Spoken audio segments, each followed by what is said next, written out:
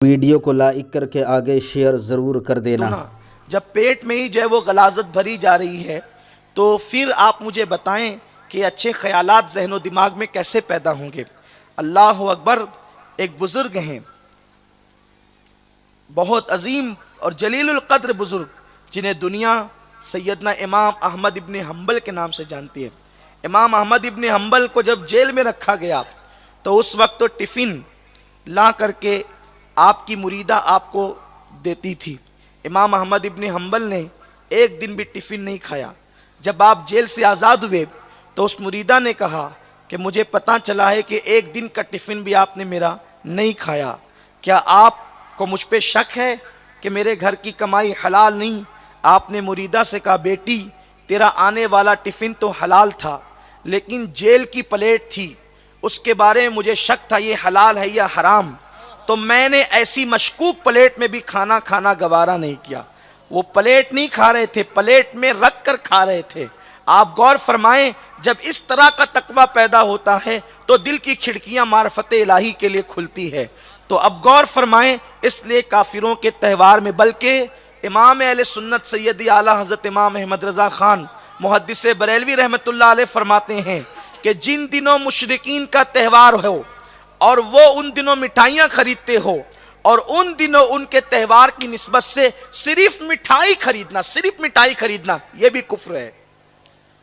جن دنوں جیسے کہ عام طور پہ ہندوستان میں دیوالی وغیرہ ہوتی ہے تو وہ مٹھائیاں خرید کے تقسیم کرتے ہیں، اس دن اس تہوار کی نسبت سے اگر کوئی مٹھائی خریدے گا تو بھی کافر ہو جائے گا۔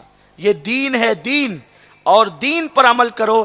آدھا تیتر آدھا بٹیر مذہب میں نہیں چلتا۔ لوگ کہتے ہیں ہمیں جینا ہے، ہم کہتے ہیں کیا مجدد الفسانی کو نہیں جینا تھا؟ اسی زمین پر مجدد الفسانی جیے ہیں۔ کیا غریب نواز کو نہیں جینا تھا؟ اسی زمین پہ غریب نواز بھی جیے ہیں، اور جس عزت کے ساتھ تم جی رہے ہو اس سے زیادہ شان کے ساتھ انہوں نے زندگیاں گزاری ہے۔ تو بہانے مت ڈھونڈو، اسلام صرف اسلام ہے، ایمان صرف ایمان ہے، اور کفر صرف کفر ہے، اس کے درمیان تم کوئی راستہ نہیں نکال سکتے۔ اس لیے اپنے آپ کو بچاؤ۔ پرساد کھانے کی اجازت نہیں، غیر مسلموں کے تہواروں میں جانے کی اجازت نہیں۔ وہ دعوت دیں تو جتنا بچ سکتے ہیں ان کی عام دعوتوں سے بھی بچیں، کیونکہ ان کے یہاں حلال و حرام میں کوئی پرہیز نہیں ہوتا۔ سبحان اللہ، سبحان اللہ۔ ہمیں امید ہے کہ ہمارے نوجوان بھائی اس مسئلے پر عمل کرنے کی پوری کوشش کریں گے۔ حضرت سید صاحب کی بارگاہ میں ایک دوسرا سوال یہ ہے کہ ایک جگہ مسجد کے لیے خریدی گئی ہے اور مسجد کی آمدنی کی خاطر نیچے دکانیں وغیرہ بنا دی گئی ہے اور اوپر جو ہے مسجد کا کام ہو رہا ہے اور اوپر لوگ نماز پڑھتے ہیں، تو ایسا کرنا مسجد کی جگہ پر کیا شرعاً یہ جائز اور درست ہے؟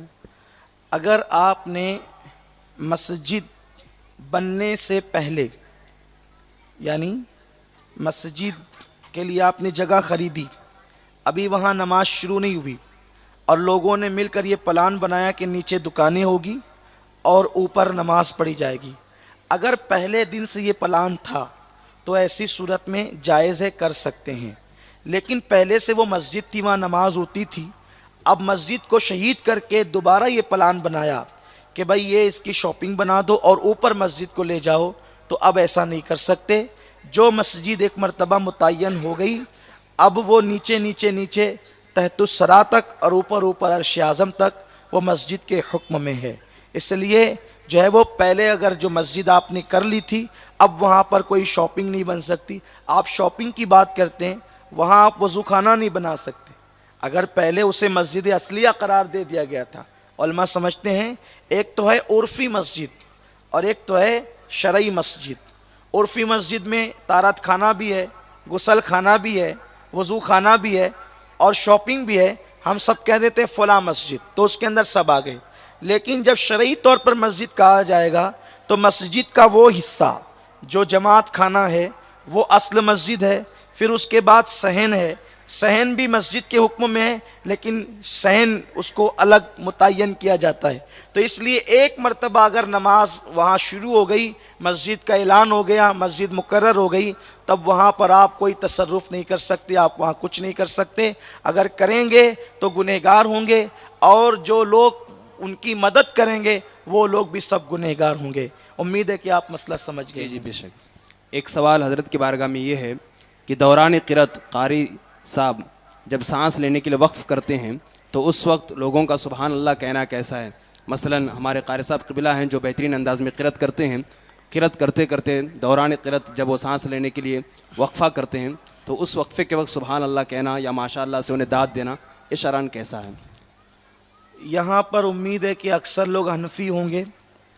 فقہائے احناف کے نزدیک قاری جب قرآن مقدس کی تلاوت کرتا ہے تو جتنی دیر وہ سانس لیتا ہے اس کا سانس لینے کا وقفہ بھی تلاوت کے حکم میں ہے، اور جب وہ تلاوت کے حکم میں ہے تو اس درمیان بھی سبحان اللہ کہنے کی ممانعت یہ احناف کے نزدیک ہے۔ دوسرے ائمہ کے کیا احکامات ہیں وہ اپنے علماء سے رجوع کر سکتے ہیں۔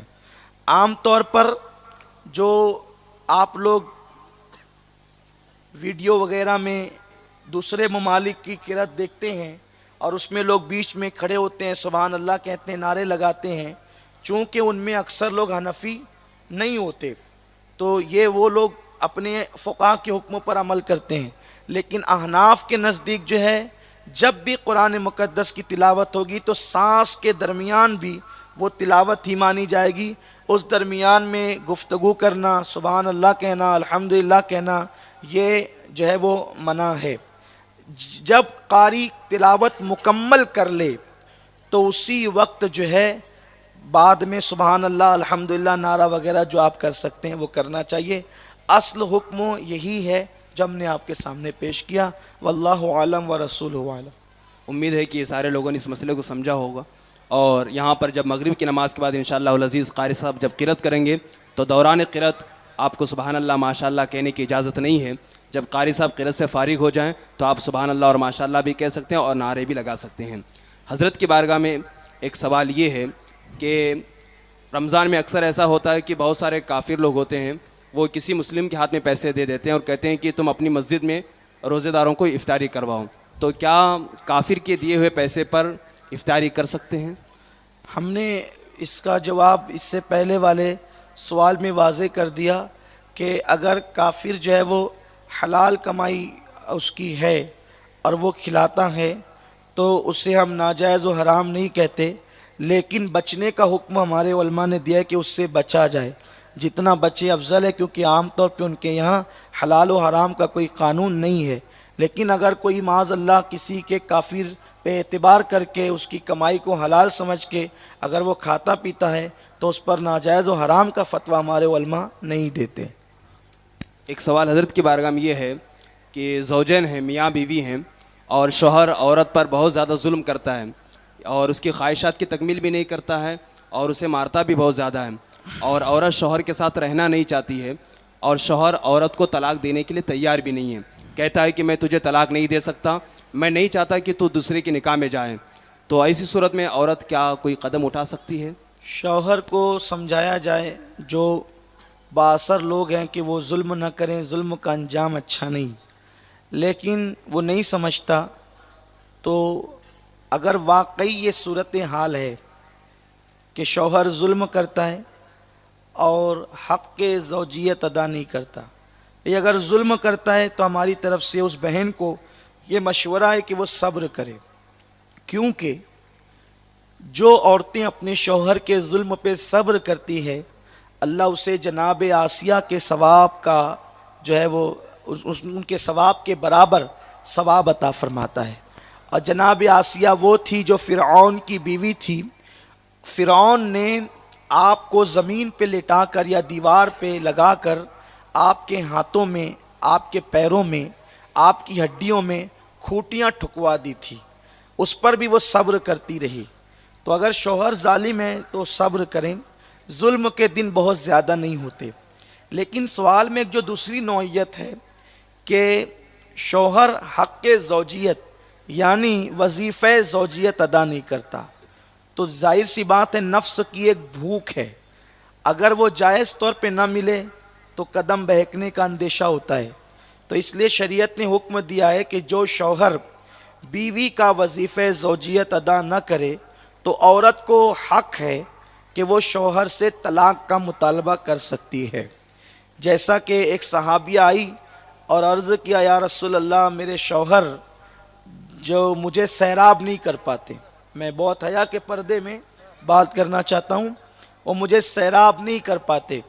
آقا کریم صلی اللہ علیہ وسلم نے ان کے اور ان کے شوہر کے درمیان جدائی پیدا فرما دی اور دونوں کو علیحدہ علیحدہ کر دیا۔ تو شوہر اگر حق زوجیت ادا نہیں کر پاتا تو وہ اپنا علاج کرائے، اگر اس پر بھی وہ بیوی کو سیراب نہیں کر پاتا تو بیوی روزے رکھ کر کے کوئی گنجائش نکالے کہ اس سے نفس مرتا ہے، یہ سب وہ نہیں کر سکتی تو وہ طلاق کا مطالبہ کر سکتی ہے۔ اگر شوہر طلاق نہیں دیتا تو جو شہر کے ذمہ دار عالم ہے، جن کے فتوے پر پورا شہر اعتماد کرتا ہے، ان کی حیثیت جو ہے وہ قاضی شرع کی ہے، وہ ان کی بارگاہ میں مقدمہ دائر کریں۔ شہر کے قاضی جو ملک کے بڑے علماء اور محققین مفتیان کرام ہیں، ان سے رابطہ قائم کریں اور ان کے مشورے سے اگر وہ حکم دیں تو میاں بیوی کے درمیان وہ نکاح کو فسخ کر دیں اور نکاح کو کلادم قرار دیں۔ اس طرح سے دونوں کے درمیان جدائی پیدا ہوگی، لیکن اس کی کنڈیشن یہ ہے کہ وہ بڑے مفتیان کرام جو محققین ہیں، بلکہ آسان لفظوں میں کہہ دوں محقق مسائل جدیدہ مفتی نظام الدین صاحب قبلہ مدظ اللہ العالی جیسے لوگ ہوں، یا حضور تاج الشریعہ بدر الطریقہ حضرت علامہ الشاہ مفتی اختر رضا خان صاحب قبلہ ازہری میاں، یا حضور محدث کبیر حضرت علامہ مفتی ضیاء المصطفیٰ صاحب مدظ اللہ العالی، یعنی جن کے فتوے پر لوگوں کو اعتماد ہے، تو ان سے فقہی مسئلے میں رجوع کریں اور وہ جیسا حکم دے شہر کا مفتی اس پر عمل کرے، اور اگر وہ دونوں کے درمیان جو ہے وہ نکاح کے فسخ کرنے کی بات کریں تو پھر مفتی کو یہ حق حاصل ہوگا۔ حضرت کی بارگاہ میں ایک دوسرا سوال یہاں پر یہ ہے کہ یہاں پر بہت سارے لوگ جو ہے یہ سمجھتے ہیں کہ دودھ پیتے بچے کا پیشاب ناپاک نہیں ہے، تو کیا دودھ پیتے بچہ ہو یا بچی ہو اس کا پیشاب پاک ہے کہ ناپاک ہے؟ دیکھیے، اگر بچہ 1 گھنٹے کا بھی ہو اور وہ پیشاب کرے تو اس کا پیشاب ایسے ہی ناپاک ہے جیسے 70 سال کے بوڑھے کا پیشاب ناپاک ہے۔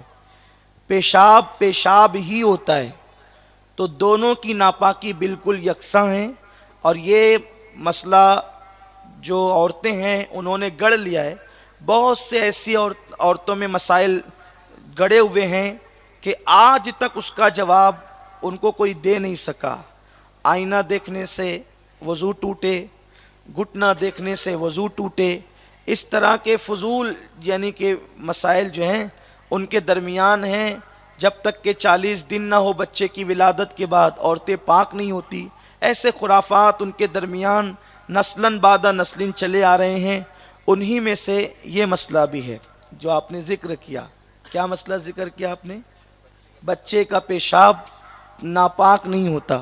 آپ غور فرمائیں، پیشاب تو پیشاب ہی ہے۔ ارے جب جانور کا پیشاب جو ہے وہ ناپاک ہوتا ہے تو بچے کا پیشاب ناپاک کیوں نہیں ہو؟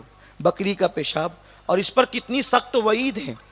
وہ بخاری شریف کی حدیث جو آپ اکثر سنتے ہیں کہ اللہ کے ویڈیو حبیب اگر علیہ اچھا الصلوۃ لگا ہو تو والتسلیم لائک کر کے جو ہے وہ آگے شیئر گزرے ضرور کر تو دینا۔ 2 قبروں کو اللہ ملاحظہ حافظ۔ کیا تو حضور علیہ السلام کا کھچر جس پر میرے رسول بیٹھے ہوئے تھے وہ بدکنے لگا۔ صحابہ نے اس کی حضور یہ بدکتا کیوں ہے؟ تو آقا علیہ السلام فرماتے ہیں ان دونوں قبروں پہ عذاب ہو رہا ہے، اس لیے یہ کھچر بدک رہا ہے۔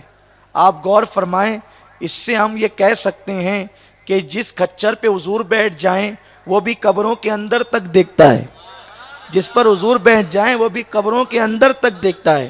تو آقا فرماتے ہیں کہ یہ بدک اس لیے رہا ہے کہ اس قبروں پہ عذاب ہو رہا ہے۔ پھر آقا علیہ السلام نے جو ہے وہ ایک ٹہنی لی اور اس کے 2 ٹکڑے کیے اور دونوں قبروں پر رکھ دیا، اور فرمایا کہ جب تک یہ ٹہنیاں ہری رہے گی یعنی تر رہے گی تو ان کے عذاب میں تخفیف کمی ہوتی رہے گی، کیونکہ ہر تر چیز اللہ کا ذکر کرتی ہے۔ اسی سے مسئلہ بھی اخذ کیا گیا کہ بزرگوں کے اور مرحومین کی قبروں پہ پھول ڈالے جائیں کہ پھول جب تک تر رہیں گے، اگر میت گنہگار ہے تو عذاب میں تخفیف ہوگی، میت نیکوکار ہے تو اس کے درجات بلند ہوں گے۔ تو آقا علیہ السلام نے جو ہے وہ ٹہنی رکھی اور پھر فرمایا کہ ان دونوں پر جو عذاب ہو رہا ہے وہ بہت چھوٹے گناہ کی وجہ سے عذاب ہو رہا ہے۔ ایک تو جو ہے وہ چغلی کرتا تھا یعنی ادھر کی بات ادھر کرتا تھا، اور دوسرا پیشاب کے چھینٹوں سے نہیں بچتا تھا۔ تو یہ